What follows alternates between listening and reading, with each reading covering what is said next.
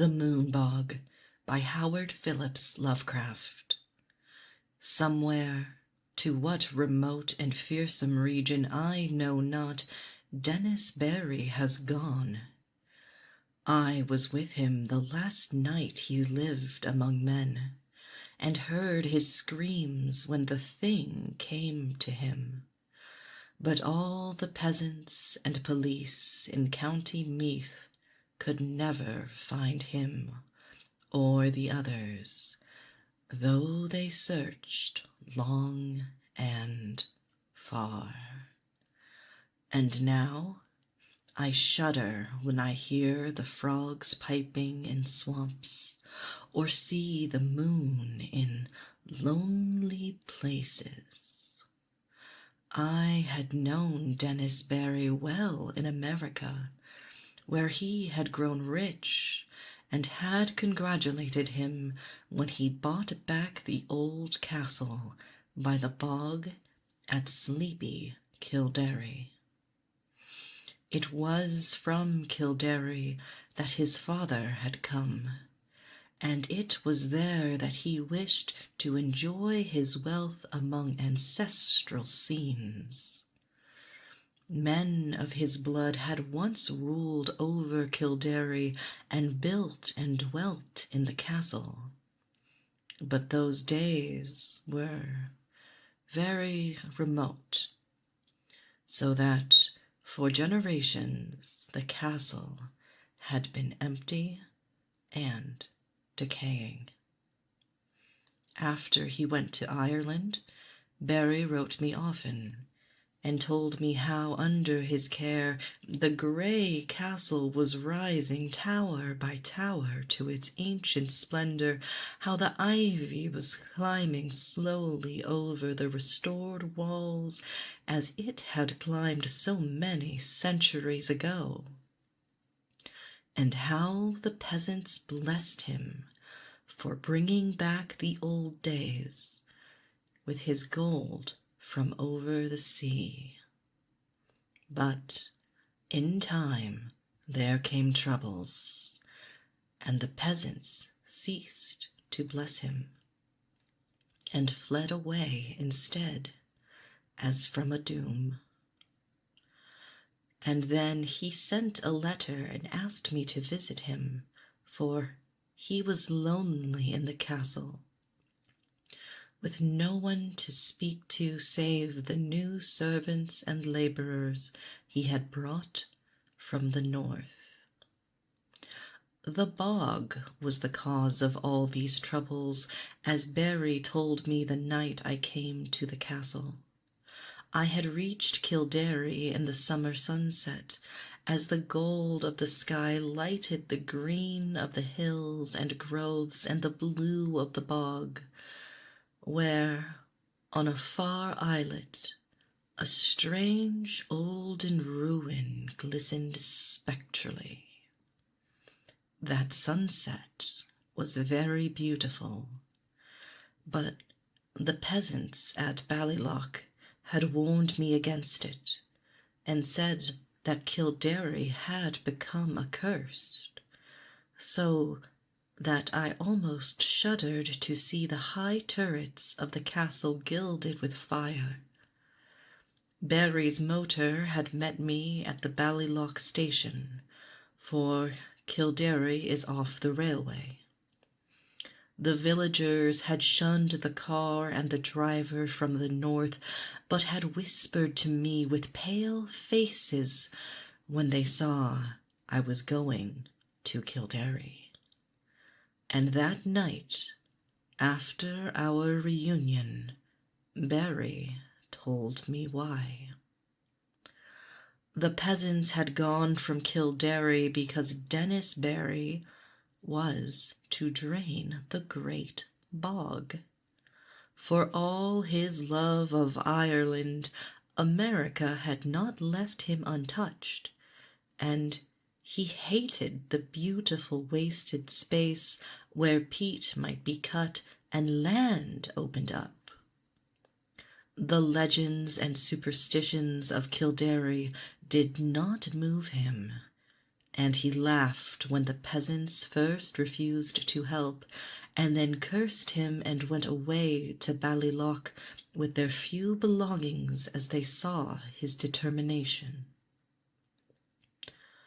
In their place he sent for labourers from the north, and when the servants left, he replaced them likewise. But it was lonely among strangers, so Barry had asked me to come. When I heard the fears which had driven the people from Kildare, I laughed as loudly as my friend had laughed, for these fears were of the vaguest, wildest, and most absurd character. They had to do with some preposterous legend of the bog, and of a grim guardian spirit that dwelt in the strange olden ruin on the far islet I had seen in the sunset.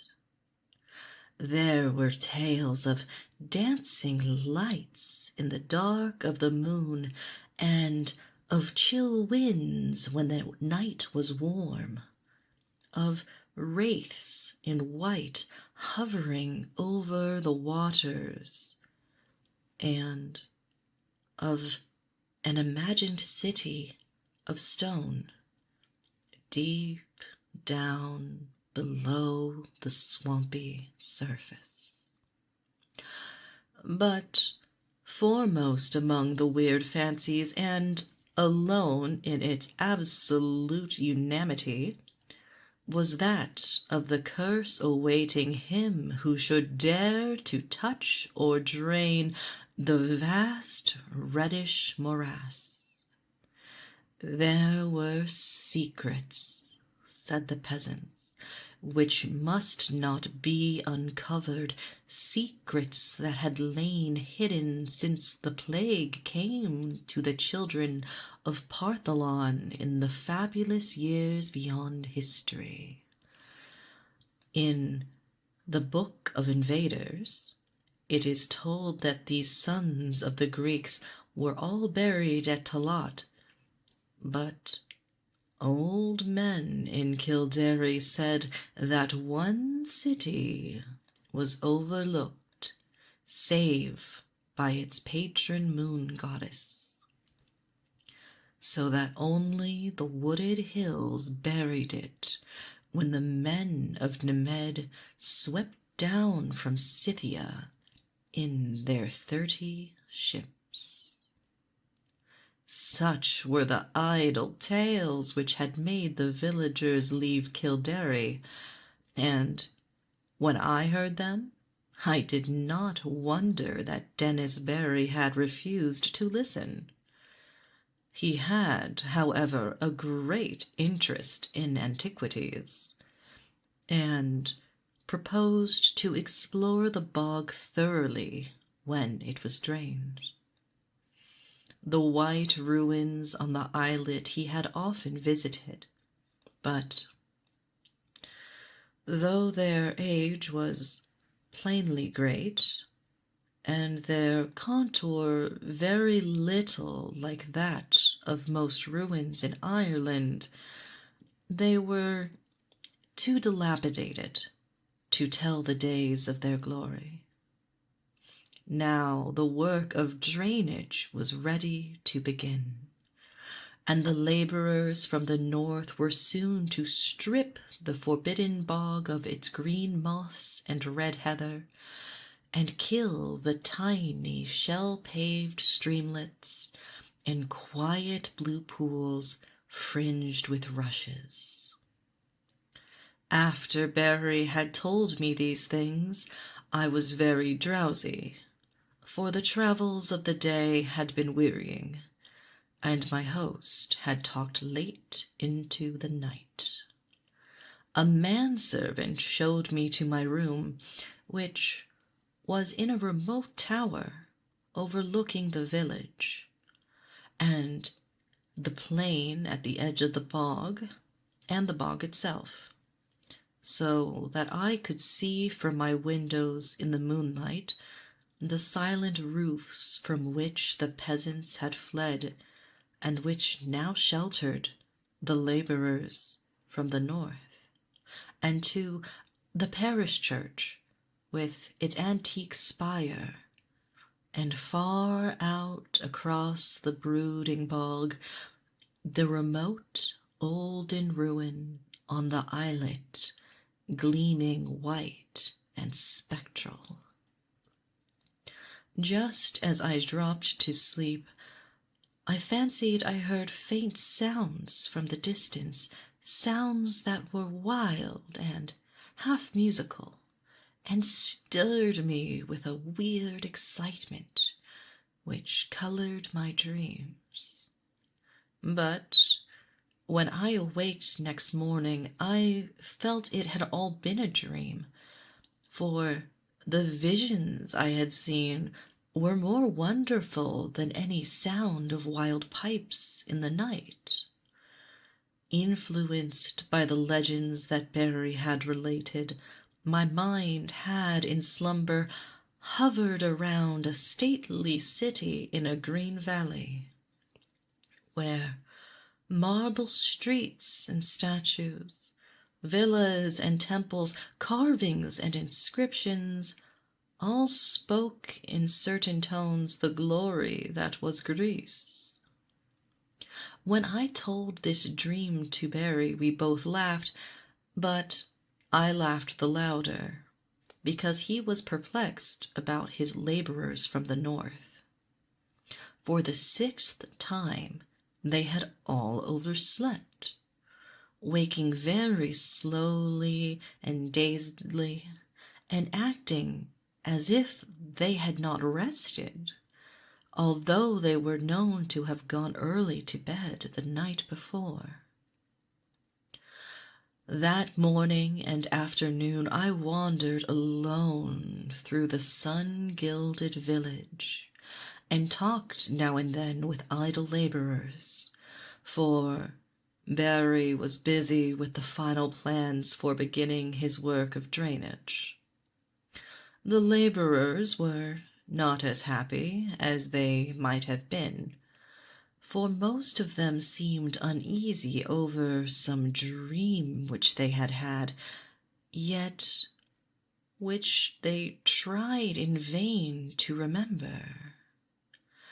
I told them of my dream, but they were not interested till I spoke of the weird sounds I thought I had heard. Then they looked oddly at me and said that they seemed to remember weird sounds too.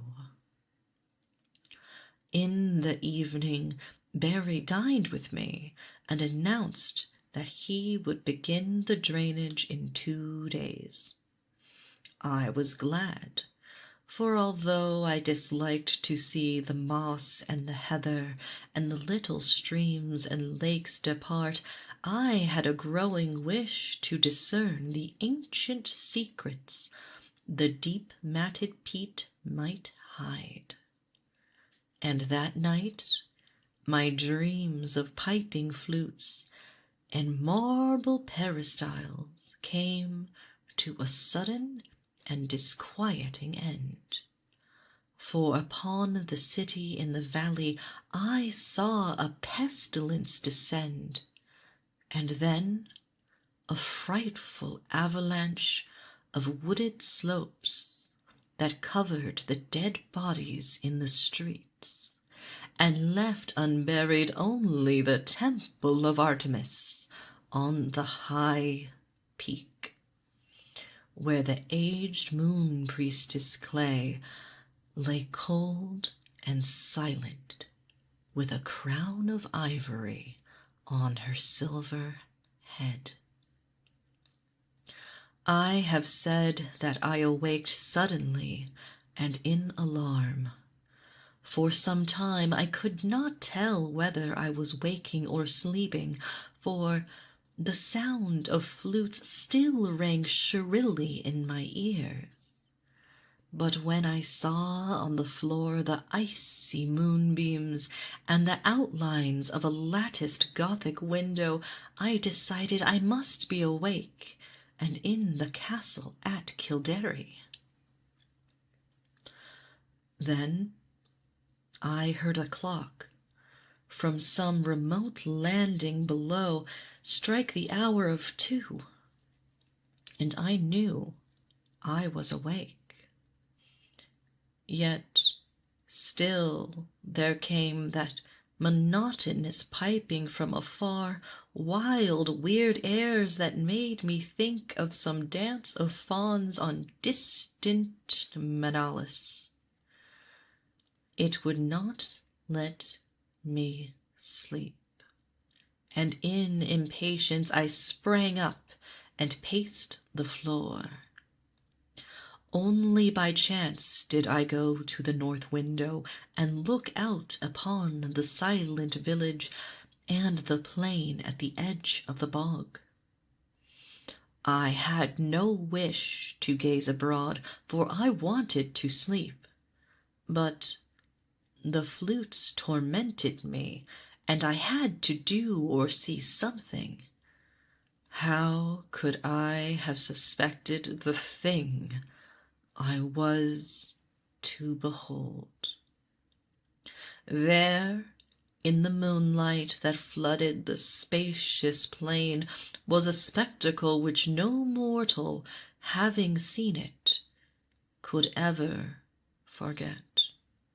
To the sound of reedy pipes that echoed over the bog, there glided silently and eerily a mixed throng of swaying figures, reeling through such a revel as the Sicilians may have danced to Demeter in the old days, under the harvest moon beside the Cyane. The wide plain, the golden moonlight, the shadowy moving forms, and above all, the shrill, monotonous piping produced an effect which almost paralyzed me. Yet I noted amidst my fear that half of these tireless mechanical dancers were the laborers whom I had thought asleep, whilst the other half were strange, airy beings in white, half indeterminate in nature, but suggesting pale, wistful naiads from the haunted fountains of the bog. I do not know how long I gazed at this sight from the lonely turret window before I dropped suddenly in a dreamless swoon, out of which the high sun of morning aroused me. My first impulse on waking was to communicate all my fears and observations to Dennis Barry. But as I saw the sunlight glowing through the latticed east window, I became sure that there was no reality in what I thought I had seen. I am given to strange phantasms, yet am never weak enough to believe in them. So, on this occasion, contented myself with questioning the laborers, who slept very late and recalled nothing of the previous night save misty dreams of shrill sounds. This matter of the spectral piping harassed me greatly, and I wondered if the crickets of autumn had come before their time to vex the night and haunt the visions of men. Later in the day I watched Barry in the library, poring over his plans for the great work which was to begin on the morrow. and for the first time felt a touch of the same kind of fear that had driven the peasants away. For some unknown reason, I dreaded the thought of disturbing the ancient bog and its sunless secrets, and pictured terrible sights lying black under the unmeasured depth of age-old peat. That these secrets should be brought to light seemed injudicious, and I began to wish for an excuse to leave the castle and the village. I went so far as to talk casually to Barry on the subject, but did not dare continue after he gave his resounding laugh. So I was silent when the sun set fulgently over the far hills, and Kildare blazed all red and gold in a flame that seemed a portent. Whether the events of that night were of reality or illusion, I shall never ascertain. Certainly they transcend anything we dream of in nature and the universe. Yet, in no normal fashion can I explain those disappearances which were known to all men after it was over. I retired early and full of dread, and for a long time could not sleep in the uncanny silence of the tower. It was very dark, for although the sky was clear, the moon was now well into the wane, and would not rise till the small hours.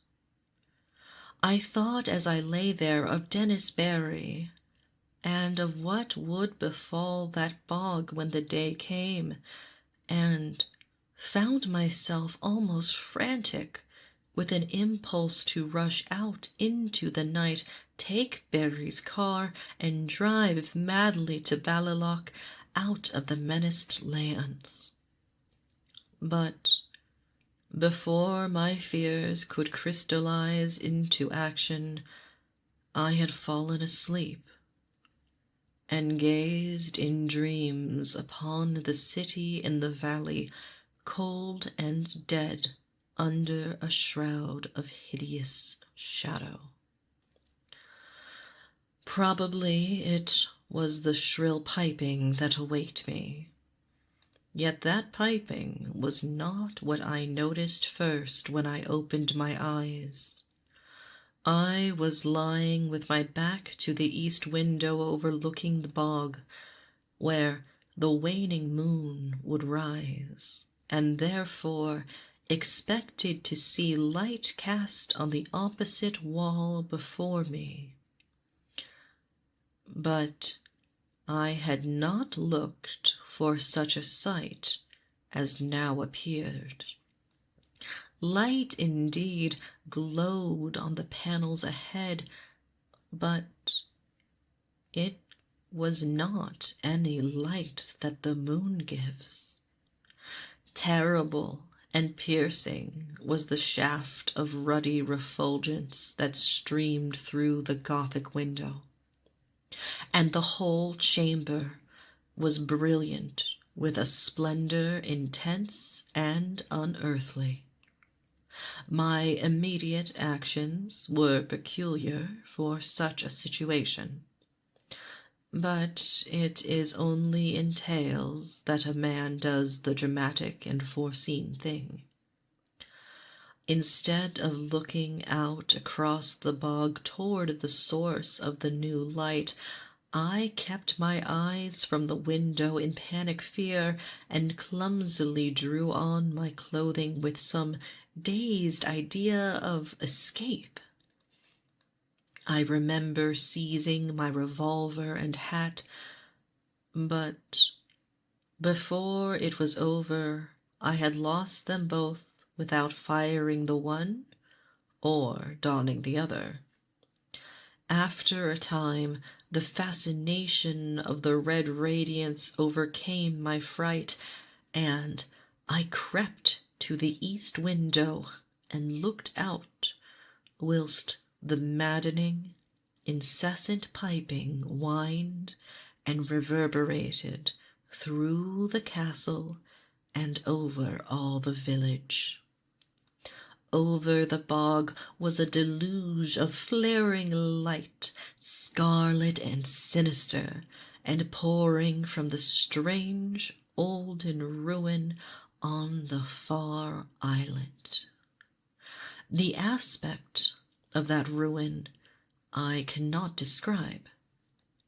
I must have been mad, for it seemed to rise majestic and undecayed, splendid and column-cinctured, the flame-reflecting marble of its entablature piercing the sky like the apex of a temple on a mountain-top.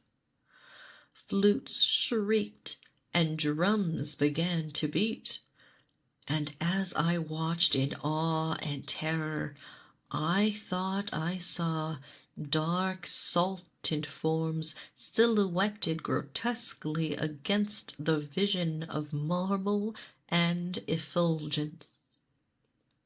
The effect was titanic, altogether unthinkable, and I might have stared indefinitely had not the sound of the piping seemed to grow stronger at my left. Trembling with a terror oddly mixed with ecstasy, I crossed the circular room to the north door from which I could see the village and the plain at the edge of the bog. There my eyes dilated again with a wild wonder as great as if I had not just turned from a scene beyond the pale of nature, for on the ghastly red-litten plain was moving a procession of beings in such a manner as none ever saw before, save in nightmares. Half gliding, half floating in the air, the white-clad bog-wraiths were slowly retreating toward the still waters, and the island ruin in fantastic formations suggesting some ancient and solemn ceremonial dance. Their waving translucent arms, guided by the detestable piping of those unseen flutes, beckoned in uncanny rhythm to a throng of lurching laborers who followed dog-like, with blind, brainless, floundering steps, as if dragged by a clumsy but resistless demon will. As the naiads neared the bog without altering their course, a new line of stumbling stragglers zigzagged drunkenly out of the castle from some door far below my window, groped sightlessly across the courtyard and through the intervening bit of village, and joined the floundering column of laborers on the plain. Despite their distance below me, I at once knew they were the servants brought from the north, for I recognized the ugly and unwieldy form of the cook, whose very absurdness had now become unutterably tragic. The flutes piped horribly, and again I heard the beating of the drum from the direction of the island ruin. Then Silently and gracefully the naiads reached the water, and melted one by one into the ancient bog, while the line of followers, never checking their speed, splashed awkwardly after them, and vanished amidst a tiny vortex of unwholesome bubbles, which I could barely see in the scarlet light. And as the last pathetic straggler, the fat cook, sank heavily out of sight in that sullen pool, the flutes and drums grew silent, and the blinding red rays from the ruins snapped instantaneously out, leaving the village of doom lone and desolate in the wan beams of a new risen moon. My condition was now one of indescribable chaos. Not knowing whether I was mad or sane, sleeping or waking, I was saved only by a merciful numbness. I believe I did ridiculous things, such as offering prayers to Artemis, Latona, Demeter, Persephone, and Pluton.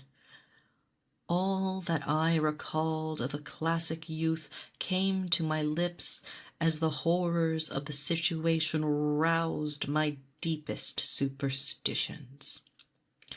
I felt that I had witnessed the death of a whole village, and knew I was alone in the castle with Dennis Barry, whose boldness had brought down a doom. As I thought of him, new terrors convulsed me, and I fell to the floor, not fainting, but physically helpless. Then I felt the icy blast from the east window where the moon had risen, and began to hear the shrieks in the castle far below me. Soon those shrieks had attained a magnitude and quality which cannot be written of, and which make me faint as I think of them. All I can say is that they came from something I had known as a friend. At some time during this shocking period, the cold wind and the screaming must have roused me, for my next impression is of racing madly through inky rooms and corridors and out across the courtyard into the hideous night. They found me at dawn wandering mindless near Ballylock, but what unhinged me utterly was not any of the horrors I had seen or heard before. What I muttered about as I came slowly out of the shadows was a pair of fantastic incidents which occurred in my flight. Incidents of no significance, yet which haunt me unceasingly when I am alone in a certain marshy place or in the moonlight. As I fled from that accursed castle along the bog's edge, I heard a new sound, common, yet unlike any I had heard before at Kildare. These stagnant waters, lately quite devoid of animal life, now teemed with a horde of slimy, enormous frogs, which piped shrilly and incessantly in tones strangely out of keeping with their size. They glistened, bloated and green in the moonbeams, and seemed to gaze up at the fount of life and of light. I followed the gaze of one very fat and ugly frog, and saw the second of the things which drove my senses away. Stretching directly from the strange olden ruin on the far islet to the waning moon, my eyes seemed to trace a beam of faint, quivering radiance, having no reflection in the waters of the bog.